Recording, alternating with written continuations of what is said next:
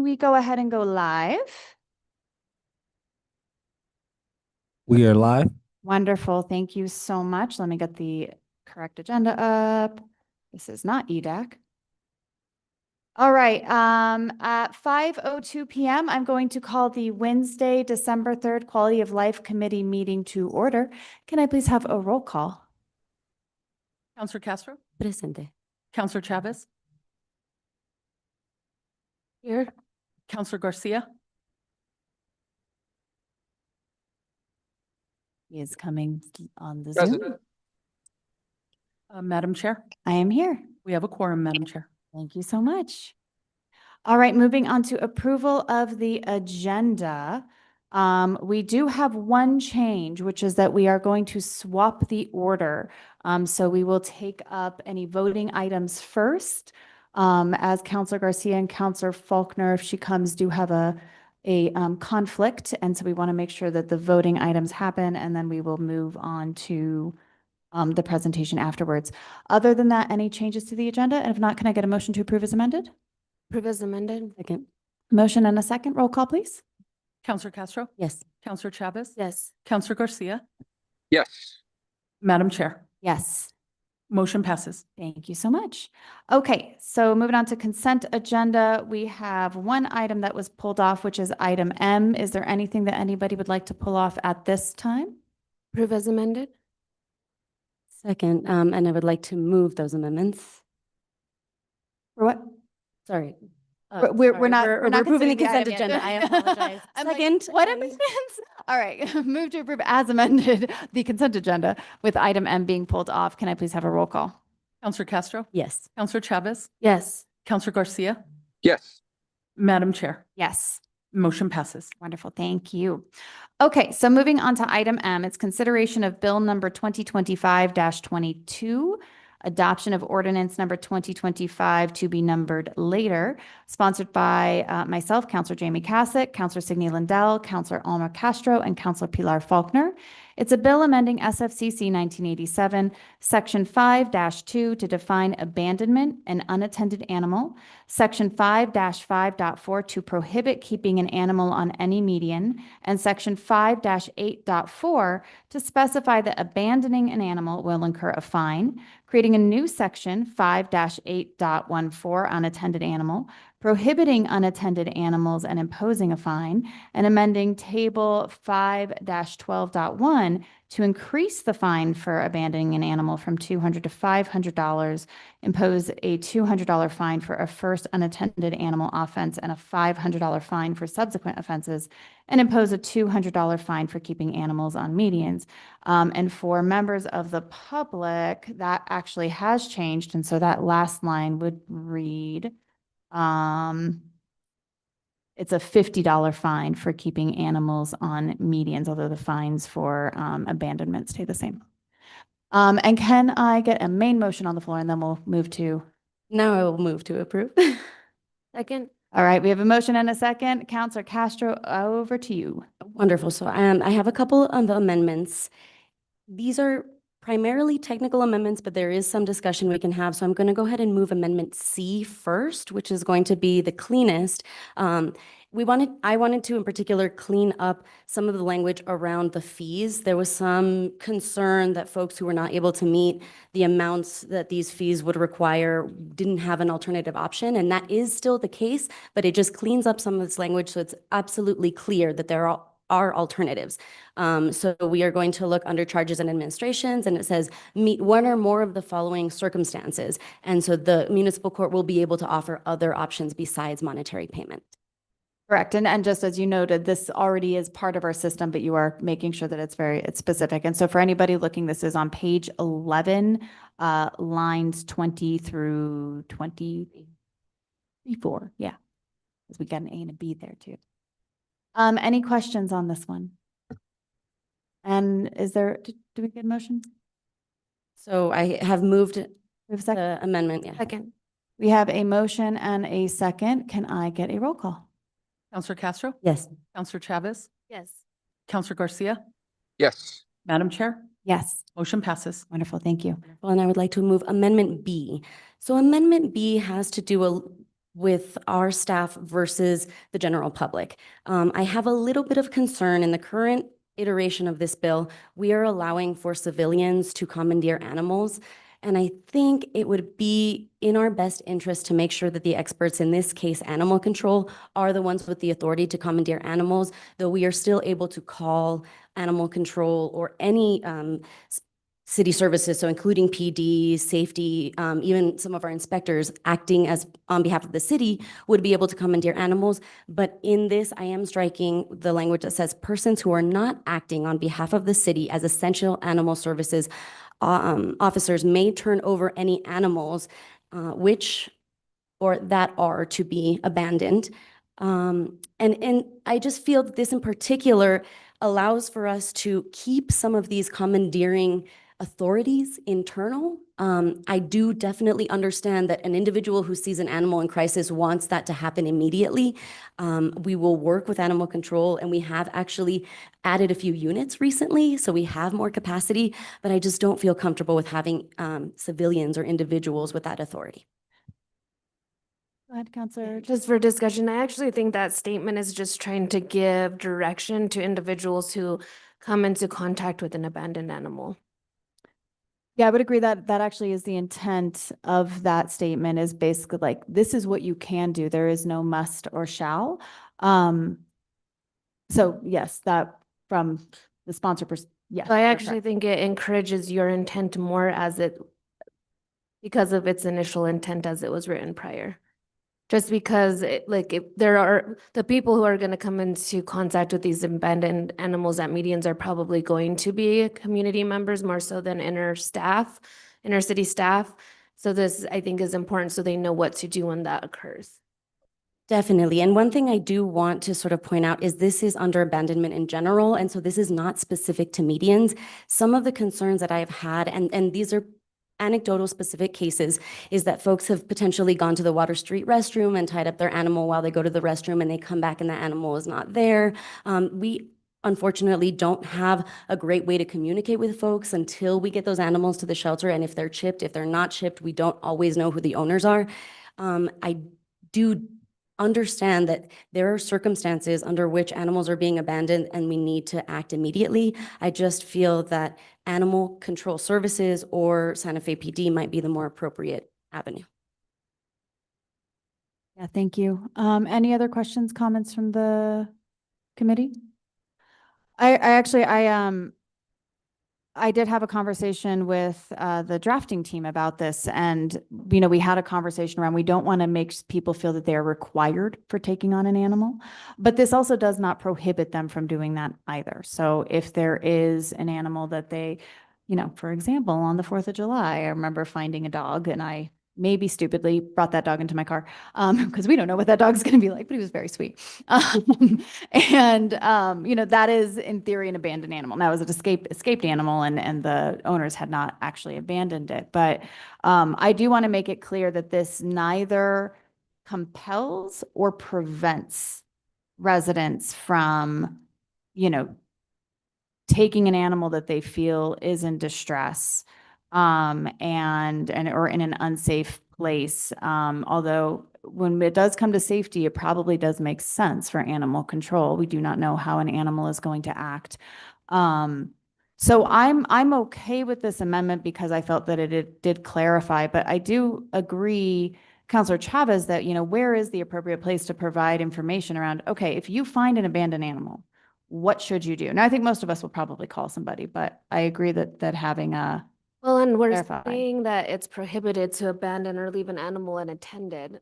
So it makes sense that this language stays because the individuals who are going to navigate who the animal belongs to is going to be animal services, which would require citizens or community members to know to contact them. Yeah, I agree that how we communicate that. I think I feel like this amendment doesn't make a difference in the actual enactment of the. Yeah, just point of legislation, clarification. so. This amendment actually is more about cleaning up language than it is about the actual unlawfulness of commandeering or taking an animal into a safe space. My concern ultimately is persons who are not acting on behalf of the city. So that language does give me a little bit of pause because we are allowing for individuals, residents of the city, to sort of act without our consent. I see. Okay, so maybe it might be, yeah, I mean, maybe it is about clarifying this language in a way that talks about what should people be directed to do when they come across that. And so maybe it is about tweaking this amendment, or even if this one passes, adding one of, individuals who come in contact with an animal that they feel is distressed are encouraged to, first and foremost, call animal services. That is your number one thing that you should be doing. Or if that is not an available option, or there's not, because we don't have animal services on the weekends. And so if we're talking about Saturday morning, That's going to be PD. maybe. And so, Counselor Travis. And it might be changing this. I was gonna say maybe we could just revise the right word. I'm tired. Just to say what you said, which was instead of may turn over, say are encouraged to contact animal services for next appropriate steps or whatever it may be. Yeah. Chair, I do have a proposal. Why don't I pull this back? We won't move this amendment. We have next week. It is general governing body, and so we don't generally like to pass amendments, but I could work with yourself and Counselor Chavez on tweaking this language so that it's ready to go for next week. Yeah, that sounds great. And I think, do we hit finance again? Yes. So if we have it done by Monday, I am happy to carry it at finance. Wonderful. To get that passed in committee, which is always a fun thing to do. So with that, I think I'm done with the amendments and we just have the motion on the floor. Okay, so are there any other questions or comments regarding this bill as amended? And if not, may I please have a roll call? Counselor Castro, No. Counselor Chavez, No, wait. Okay. This bill, the overall motion. Yes. Counselor Garcia, Yes. Madam Chair, Yes. motion passes. Thank you. All right, we are done with all voting things. Let's move on to our presentation. Thank you all for being willing to let us move our agenda around. So our presentation is the significance of the library and enhancing its impacts by Friends of the Library Board. We have Joan Marshall, Friends of the Library Board President, and Patricia Boyce. Am I pronouncing that right? Okay, good. Boys, a Friends of the Library board member. And so I will hand it on over to you. To just a warning that with this mic, you have to be really in it for us to understand, make sure that the light is on. And if you do have a presentation, that can take a minute. So let us know and we can help you out. Nope, I think the mic's off. Yeah, no, it looks on it like try pressing it. Okay, how about now? Perfect, thank you. All right. Well, thank you, Madam Chair, council members, for the opportunity to be here today. I think the city and all of us can be proud of the library's tremendous success and the innovative work that they're doing today. Today, we want to highlight that work and draw attention to how the library can play an even larger role in fulfilling the city's vision for the future. You know, the Friends was established in 1974 as a 501c3 nonprofit. That was 10 years after the city took ownership of the library from the Women's Board of Trade. They had established the library in 1896. And like many women's organizations in the late 19th century, their purpose was to promote education, community well-being, and economic opportunity. The mission of the Friends is to advocate for and to raise funds for the benefit of the library, and that mission has remained the same over the last 50 years. We are a very proud sponsor of the library's programming, funded through individual donations, memberships, grants, and our book sale operation. And so over the years, that support has grown from a modest $7,000 in 1974 to over $200,000 today. But I think it's worth noting that our funding supports almost all of the library's programming, its public programs at each of the 3 separate branches. So last fiscal year, that included over 1,300 programs. The library is, I think, one of the unsung heroes of the city. It's a treasure that is serving the entire city as well as the county through free programs and access to information, as well as inspiration and social connections. Between fiscal year 2022 and 2024, circulation climbed 42%. Children and teen program attendance increased by 87%. And adult program attendance almost doubled to 20,000 a year. So while these increases are not sustainable, the trend over the last 3 fiscal years continues to be impressive. Book circulation is up 17%, program attendance 15%, computer use 21%, and in-person visits 18%. Now, we think that the library's success is driven by 2 factors: the creative new programming coming out of the library from its staff, and an emphasis on partnerships. And some of these partnerships I'm sure will be familiar to you: La Familia, Many Mothers, Girls Inc., Reading Quest, YouthWorks, Children's Museum, and of course the Santa Fe Public Schools. These partnerships are extending the library's reach to new and underserved residents, and they play an important role in connecting families in the community. This is consistent with the library's mission to serve as a welcoming space for learning, literacy, and civic engagement, as well as its goal to engage underserved communities, build partnerships, and increase access to those who are not traditional library users. And I think this is especially important in New Mexico, where student educational outcomes rank last among all 50 states. The range and quality of what the library is doing is really impressive. And many of these programs are focusing on early childhood development, getting kids ready to learn and succeed in school. These programs involve parents and caregivers who want to build a better future for their children. One of these programs is Pajama Storytime. It's a longstanding collaboration between the library and the Santa Fe Children's Museum. It's a 1-hour storytelling program for families and preschoolers, and it's grown from serving 600 people last year to over 900 in the first 4 months of this fiscal year. And one of the families said that they were considering moving closer to the Southside Library so they could attend more of the programs. And I think that's a great testament to the library's work. Bilingual Music, Books, and Babies is another hugely popular program that works to get preschoolers ready to learn. The Friends is also donating books to help these participating families start their own home libraries, because we know that books in the home boost literacy and a love of reading. The library's summer reading program has grown steadily over the years, and it's now serving nearly 1,000 students each year, honing reading skills over the summer break.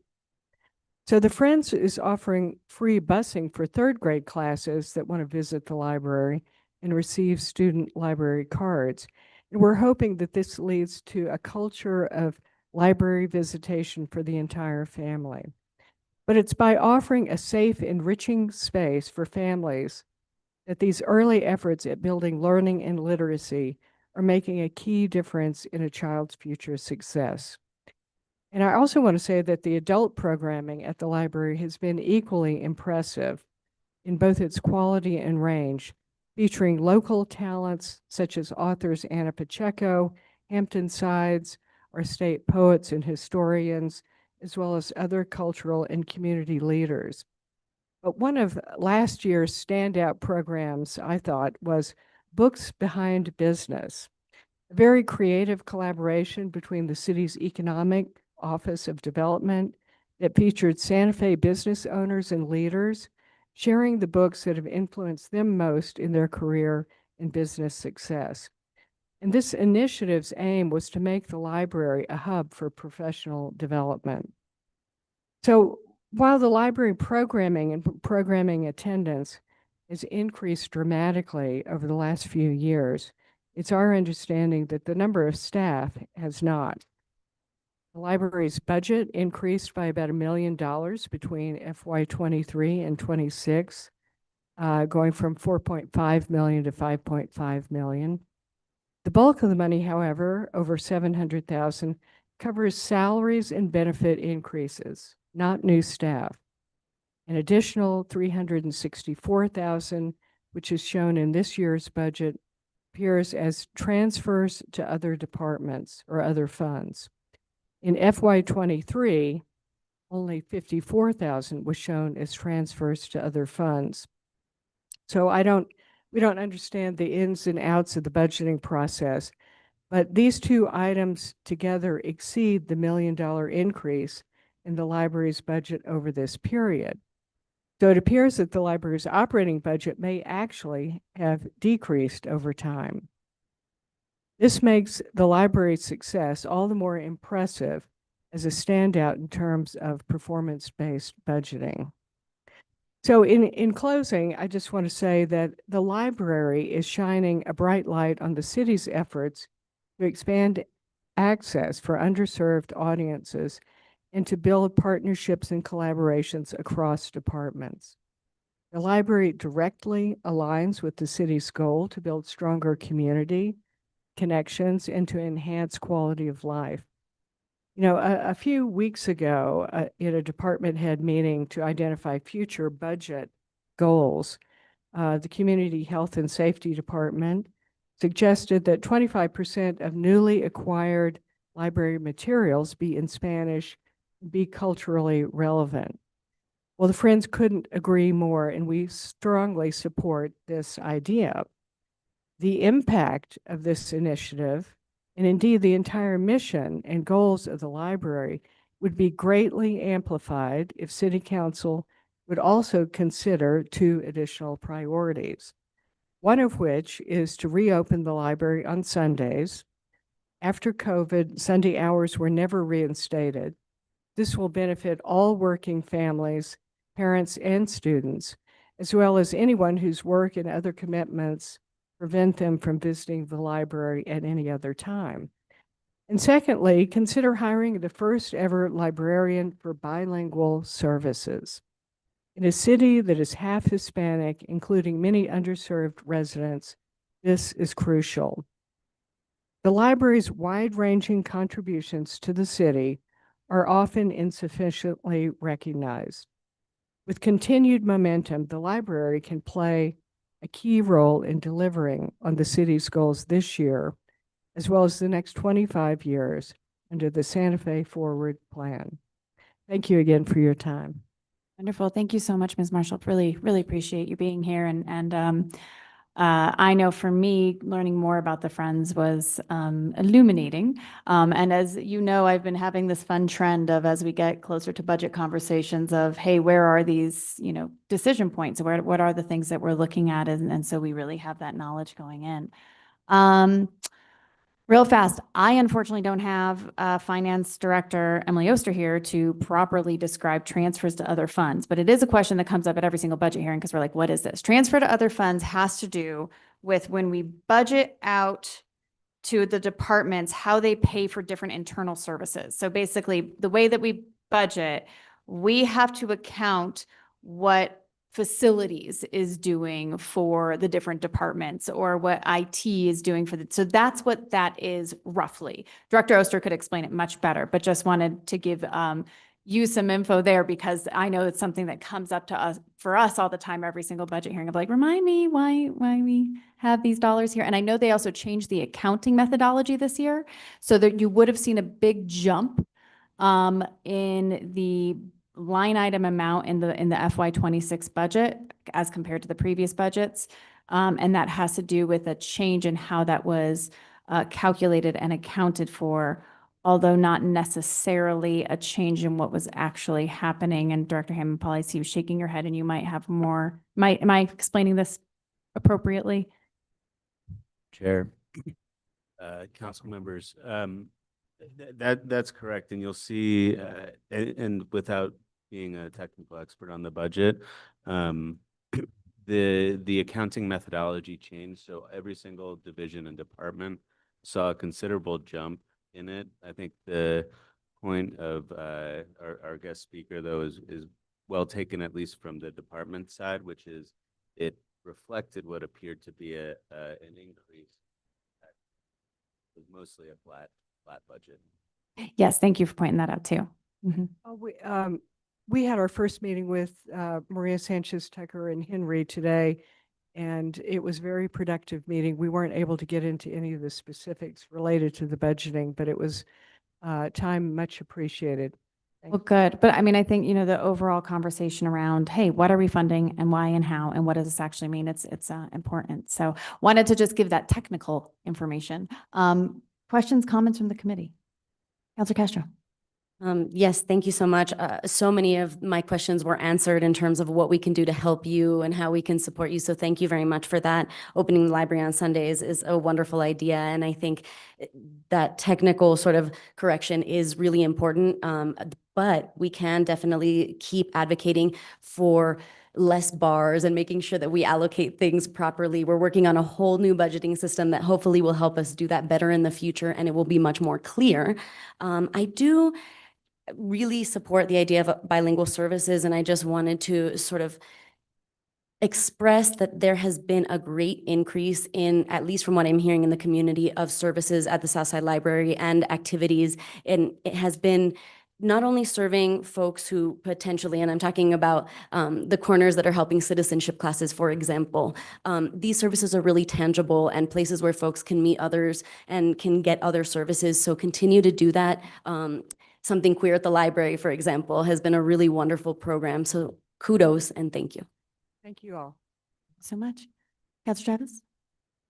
One thing I wanted to, I'm not sure, I don't think you mentioned this, but you all supplement a lot of our programming. Can you remind me how much money Friends has put into some of the programming? Well, we base our budget on what the library requests from us. We could be funding the library at a much higher level, but their problem is they can't spend the money with the current staff. Got it. So that's kind of one of the issues. And I know we had that conversation around the complexities of funding staff, can, conversations around if Friends can actually help with that funding, as that does become a challenging area for us, or contracts for different programs. So, But at the moment, I don't believe that the city is providing any funding for programs. Director Neal, you are here to tell us everything.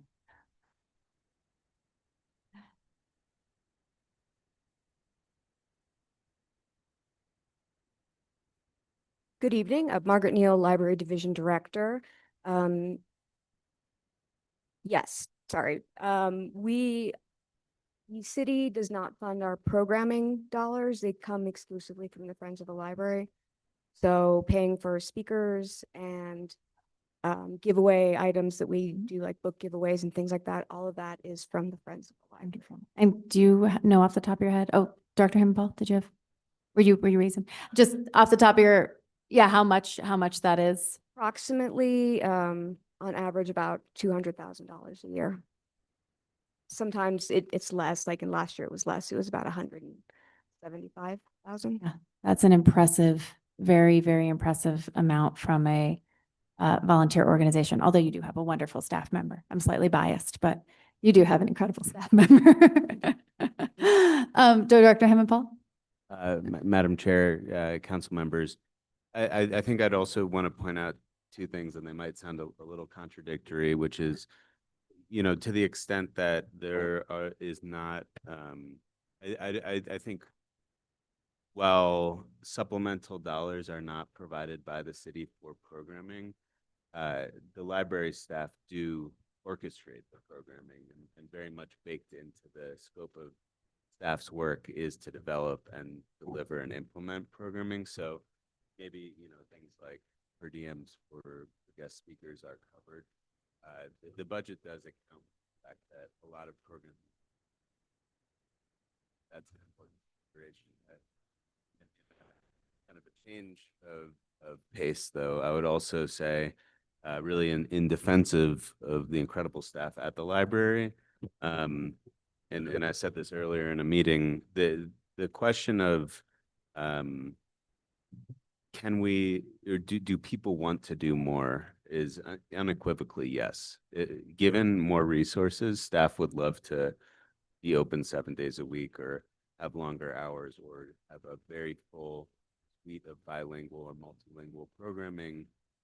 So I think there's just always a consideration when we're talking about the fact that we want people to do more. It's not a function of like desire from staff. It's a more of a function of either a set of trade-offs that we have to make in terms of if we under equal resources that we have right now, would we consider having a closed facility on Monday to have Sunday hours? Or if we want to have 7 days a week, we would need to find additional funding to allow for that. So that's, I just want to point out that it's not that staff aren't working hard. It's more that they're doing as much as they can with the resources that they do have. Yeah, thank you, Dr. Hammond Paul. I think always good to call that out, and definitely something that I know we all know that staff work incredibly hard, and to the point that we have not grown our staff, we do not have. It's a capacity issue. A lot of times, it's a capacity issue, and how do we address this? Councilor Chavez. I have a question now. I'm just thinking, it's just something that I'd like to look into is how we can increase funding, because to me, it's always like human resources. We need more funding for human beings. That's how we expand programming. That's how we, but I would be interested to see the impact the efforts of the library are having for other departments within the city, and looking at how, they're influencing the work of other departments without maybe being aware, or there being a certain level of intentionality, so that we can accomplish things in a more collaborative way and like expand funding a little bit more, because it sounds like there's a lot of supplemental services for other departments that the library offers. I'd be really interested to dig into that to just see what that looks like. I think that might be a way to find additional resources, or to even move funding around or expend efforts on one side or the other. So I think that would be something that we could look into that would be telling. Yeah, absolutely. Or how we leverage different partners and programs.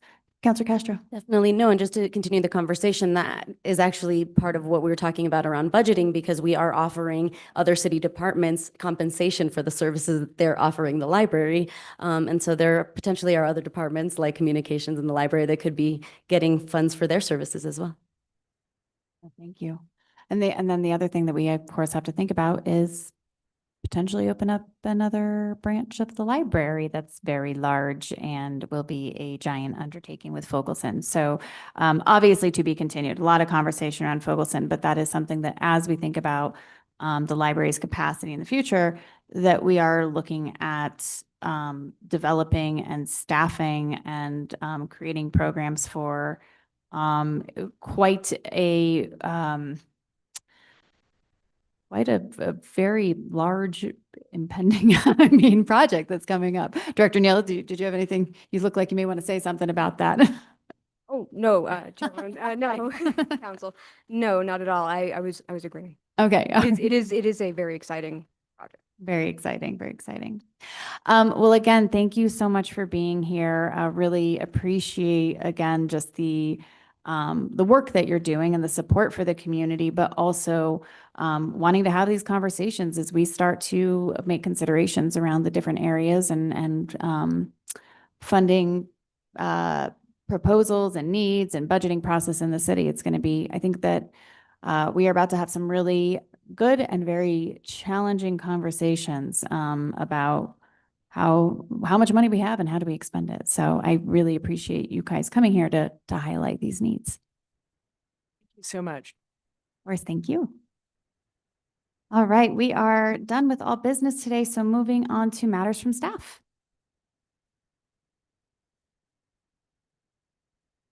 Hi, our final Santa Fe Community Art Gallery show of the year called Enlazados opens tomorrow with the reception from 5 to 7. The show will feature Santa Fe artist JP Granillo, Kemily Gomez, San Canessa, and Carol Schrader. It features solo pieces alongside collaborative artwork made with members of the Southside community. Go Local has launched. We have over 100 businesses that have already signed up.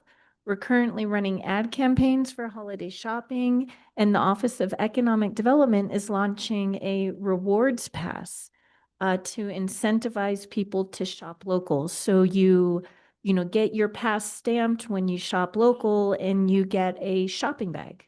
And then you buy more local items and you get another piece of swag that highlights the effort. So that's exciting. The Feria Southside Holiday Mercado is this week on Saturday, December 6th from 10 a.m. to 2 p.m. at the FOP, the Fraternal Order of Police.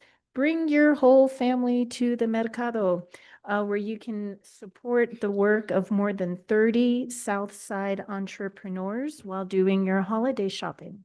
So this event is a celebration of the Southside's cultural heritage. For more information, go to www.feriasouthside.com.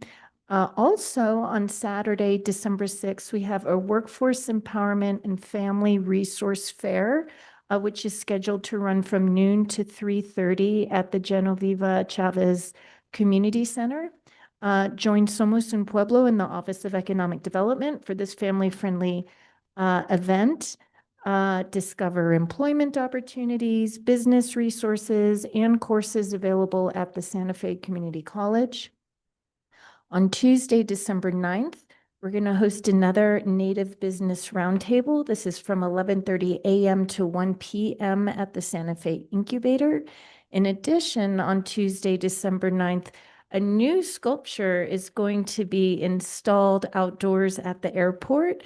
It is Hector Ortega's Blind Faith. It's kind of a fraught title for an airport sculpture, but it's executed in partnership with the state's Department of Cultural Affairs. Get ready for the Guadalupe Winter Walk on December 13th. This event is scheduled to run from 3 p.m. to 7 p.m. on Guadalupe Street from Paseo de Peralta to Manhattan Avenue. This event is led by the Office of Economic Development in partnership with the Office of Arts and Culture, the Tourism Department, and our City Manager's Office. It's a family-friendly holiday event that will showcase Guadalupe businesses and restaurants. It will create a pedestrian-only winter walk atmosphere that drives foot traffic and revenue during a critical holiday season. It also serves as a grand reopening celebration of the corridor, demonstrating to Santa Fe residents and visitors that Guadalupe Street is accessible, vibrant, and ready for business. Finally, our small business navigator is available for one-on-one business assistance to help small businesses in Santa Fe to start, grow, and thrive. Visit the Office of Economic Development website for more information. Thank you. Thank you. Dr. Hammond-Paul? Madam Chair, Councilors, first off, thank you for indulging me tonight with our special guest. I think we should always have kids at Yeah. committee meetings. I'm not sure it's Going to bring Oliver from now. so thank you for that. I want to first thank everybody at the Recreation Division for the extraordinary efforts that have gone on over the past couple months. The ice rink reopened and has full programming and is booked effectively out through March.